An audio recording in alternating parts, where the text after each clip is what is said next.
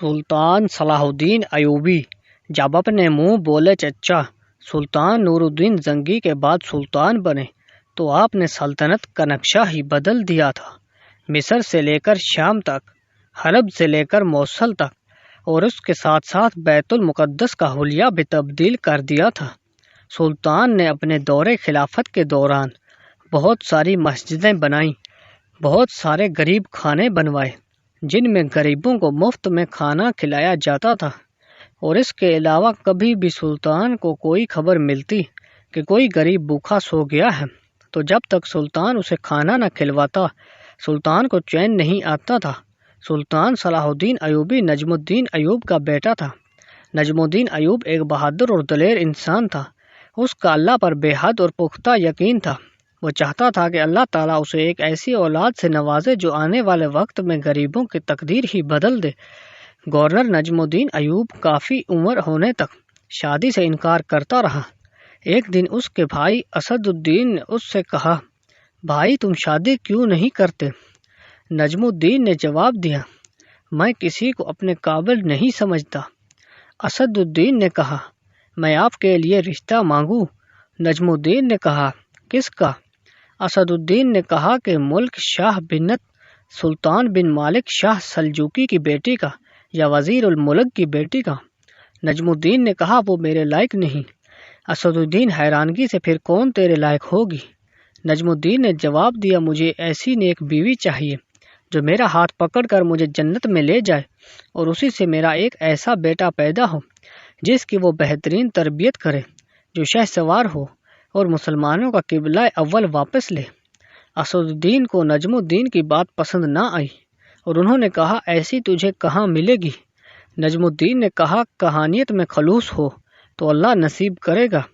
ایک دن نجم الدین مسجد میں تقریت کے ایک شیخ کے پاس بیٹھے ہوئے تھے کہ ایک لڑکی آئی اور پردے کے پیچھے سے ہی شیخ کو آواز دی۔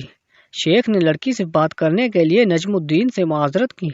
نجم الدین سنتا رہا، شیخ لڑکی سے کیا کہہ رہا ہے۔ شیخ نے اس لڑکی سے کہا، تم نے اس لڑکے کا رشتہ کیوں مسترد کر دیا جس کو میں نے بھیجا تھا؟ لڑکی بڑے ادب سے بولی، اے ہمارے شیخ، وہ لڑکا واقعی خوبصورت رتبے والا تھا مگر میرے لائق نہیں تھا۔ شیخ نے حیرانگی کا اظہار کرتے ہوئے کہا، تم کیا چاہتی ہو؟ لڑکی، شیخ، مجھے ایک ایسا لڑکا چاہیے جو میرا ہاتھ پکڑ کر مجھے جنت میں لے جائے، اور اس سے مجھے اللہ ایسا بیٹا دے جو شاہ سوار ہو اور مسلمانوں کے قبلہ اول واپس لے۔ قبلہ اول بیت المقدس کو کہتے ہیں، جو سلطان صلاح الدین ایوبی سے 90 سال قبل صلیبیوں نے قبضہ کر کے مسلمانوں سے چھین لیا تھا۔ نجم الدین حیران رہ گیا، کیونکہ جو وہ سوچتا تھا وہی یہ لڑکی بھی سوچتی تھی۔ نجم الدین، جس نے حکمرانوں اور وزیروں کی بیٹیوں کے رشتے ٹھکرائے تھے، شیخ سے کہا، اس لڑکی سے میری شادی کروا دیں۔ شیخ، یہ محلے کی سب سے فقیر گھرانے کی لڑکی ہے۔ نجم الدین نے کہا، میں یہی چاہتا ہوں۔ نجم الدین اس فقیر متقی لڑکی سے شادی کر لی اور اس سے وہ شاہسوار پیدا ہوا جسے آج دنیا صلاح الدین ایوبی کے نام سے جانتی ہے، جس نے مسلمانوں کے قبلہ اول بیت المقدس کو آزاد کروایا۔ ایک دفعہ سلطان صلاح الدین ایوبی کو ایک جاسوس نے آ کر خبر دی کہ سلطان معظم میں فلسطین سے واپس آ رہا تھا کہ میرا گزر ایک جنگل کے پاس سے ہوا، تو میں بڑا حیران ہوا کہ اس جنگل کے پاس ایک چھوٹا سا قبیلہ آباد ہے۔ سفر کی وجہ سے میں تھک چکا تھا اور مجھے پیاس لگی ہوئی تھی۔ میرے پاس پانی ختم ہو گیا تھا، تو میں نے سوچا کیوں نہ اس قبیلے میں جا کر پانی پیا جائے۔ جب میں اس قبیلے کے اندر گیا تو ایک بزرگ نے مجھے پانی پلایا تو پانی کا ذائقہ کافی بدل چکا تھا۔ میں نے بزرگ سے پوچھا، بابا جی کیا بات ہے، اس پانی کا ذائقہ اتنا خراب کیوں ہے؟ تو اس نے کہا، بیٹا، ہمارے قبیلے کا سردار جتنا بھی پیسہ تھا ہمارے قبیلے کو آباد کرنے کے لیے خرچ کر چکا۔ اب اس کے پاس اتنا پیسہ نہیں کہ وہ ہمارے لیے پانی کا بندوبست کر سکے، اس لیے جب بارش آتی ہے تو ہم اس پانی کو جمع کر لیتے ہیں اور اس کو کئی مہینوں اور ہفتوں تک پیتے رہتے ہیں۔ میں نے ان سے سوال کیا کہ آپ کا سردار سلطان سے مدد کیوں نہیں مانگتا؟ تو اس بزرگ نے کہا کہ بیٹا، ہمارا سلطان پہلے ہی بہت سے دشمنوں کے ساتھ لڑ رہا ہے اور ہم اسے ایک چھوٹے سے کام کے لیے اپنے سلطان کو پریشان نہیں کرنا چاہتے۔ یہ سن کر میں نے خاموشی سے پانی کا برتن رکھ دیا اور بزرگ کو خدا حافظ کہتے ہوئے گھوڑے پر چل پڑا۔ سلطان معظم، میری آپ سے درخواست ہے کہ آپ ان قبیلے والوں کے لیے پانی کا بندوبست کریں۔ سلطان نے علی بن سفیان کو بلایا اور حکم دیا کہ جاؤ اور فلاں قبیلے والوں کو کنواں کھودوا کر دو۔ علی بن سفیان چند سپاہیوں کے ساتھ اس قبیلے میں پہنچ گیا اور مزدوروں کو کنواں کھودوانے میں لگا دیا۔ وقت گزرتا رہا اور ایک ہفتے کے اندر اندر کنواں مکمل طور پر تیار ہو چکا تھا، لیکن حیرت کی بات یہ تھی کہ جب صبح قبیلے والے اس کنویں سے پانی بھرنے گئے تو وہ کنواں بالکل خشک ہو چکا تھا۔ قبیلے والے بڑے حیران ہوئے کہ یہ کیا ماجرا ہے۔ پھر ان میں سے چند دو آدمی نے مشورہ دیا کہ شاید پانی بہت گہرا ہو چکا ہے، اس وجہ سے پانی خشک ہو گیا ہے۔ اب جب اس کی خبر علی بن سفیان کو ہوئی تو علی بن سفیان دوبارہ اپنے سپاہیوں کے ساتھ وہاں پہنچا اور مزید اس کنویں کی کھدائی کرائی تاکہ کنواں مزید گہرا ہو جائے اور پانی اوپر آ جائے۔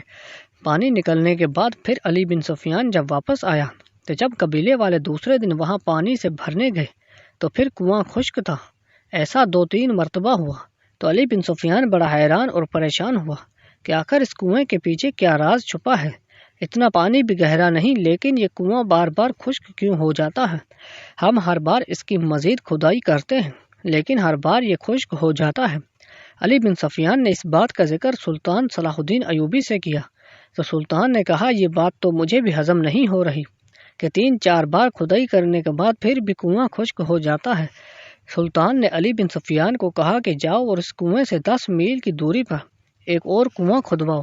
یہ سن کر علی بن سفیان نے ایسا ہی کیا اور چند دنوں میں دوسرا کنواں تیار ہو گیا۔ لیکن اب حیرانی کی بات یہ تھی کہ وہ کنواں گہرائی میں اس سے بھی کم تھا، لیکن وہ خشک نہ ہوا۔ جب اس بات کی خبر سلطان کو ہوئی تو سلطان نے کہا کہ اس کنویں کے پیچھے بہت بڑا راز ہے۔ اب سلطان صلاح الدین نے اپنے چند سپاہیوں کے ساتھ اس کنویں کے پاس پہنچا اور اپنے گھوڑے سے اترا، نیام سے تلوار نکالی اور اس کنویں کے نیچے اتر گیا۔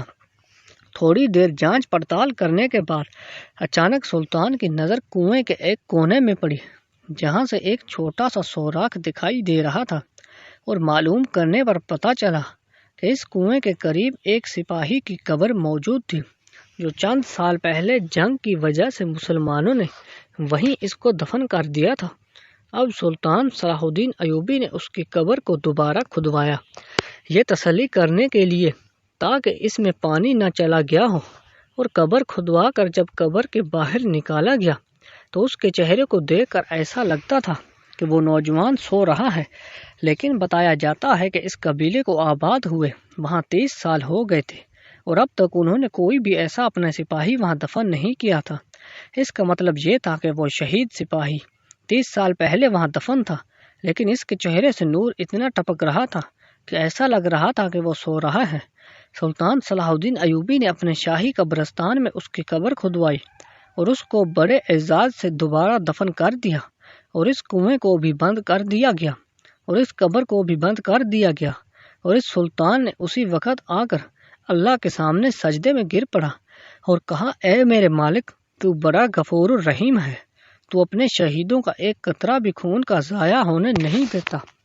بے شک تیری ذات بہت بڑی ہے، بے شک تو بہت بڑا ہے۔ اگر آپ کو میری یہ ویڈیو اچھی لگی تو لائک اور کمنٹ کر دیجئے اور چینل کو سبسکرائب کرنا مت بھولیے۔